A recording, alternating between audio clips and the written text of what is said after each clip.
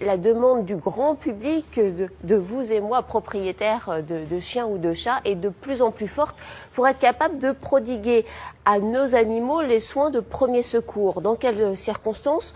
Lorsqu'il y a un accident sur la voie publique, votre animal se fait renverser par une voiture, ou aussi lorsque vous êtes à la maison, car les dangers à la maison sont effectivement très nombreux, les empoisonnements par exemple, ce genre de choses. La boule de poil qui l'avale.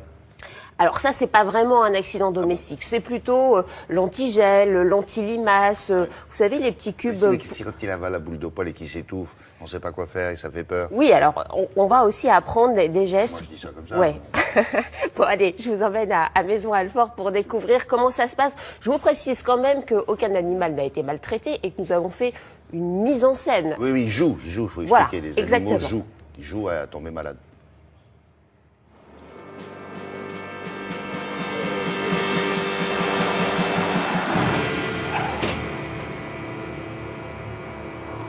Vous vous rappelez du premier réflexe à avoir quand on a un accident sur un chien? Il faut museler le chien. Voilà, se protéger et museler le chien. Donc en pratique, comment est-ce qu'on fait? Donc on a vu la muselière, situation la plus simple. Et deuxième solution, le lien.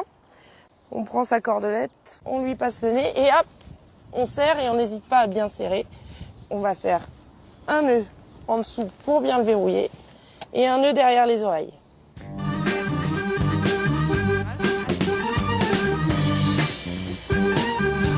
La première chose à vérifier, c'est de vérifier l'état de conscience du chien. Pour vérifier son état de conscience, je stimule au bruit, je stimule à la vue, je stimule au toucher.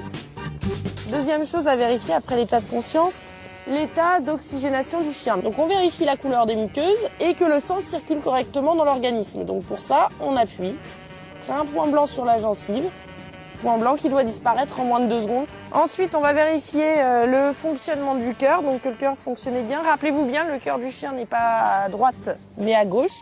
Donc si le chien est couché de ce côté-là, on est obligé de passer la main sous le thorax. Et on va aussi vérifier son pouls en mettant la main sous la cuisse, au niveau d'une artère qui est l'artère fémorale. La fréquence cardiaque normale sur un chien de ce gabarit-là, elle se situe entre 70 et 90 battements par minute. On regarde ensuite la fréquence respiratoire du chien, donc on compte le nombre de mouvements par minute, qui est aux alentours de 20, mais qui peut varier grandement, notamment dans les situations où l'animal est stressé. Et on regarde aussi le type de mouvement respiratoire, en vérifiant que le thorax et l'abdomen se soulèvent de manière parfaitement synchrone. Face à un chien qui est inconscient, qui n'a plus de mouvement respiratoire, et sur lequel on ne sent plus le cœur, le chien est en arrêt cardio-respiratoire et vous pouvez tenter un massage cardiaque. Par contre, on ne va pas le faire sur un chien vivant puisque c'est dangereux pour le chien. Donc je te laisse le poser du bon côté pour pratiquer un massage cardiaque.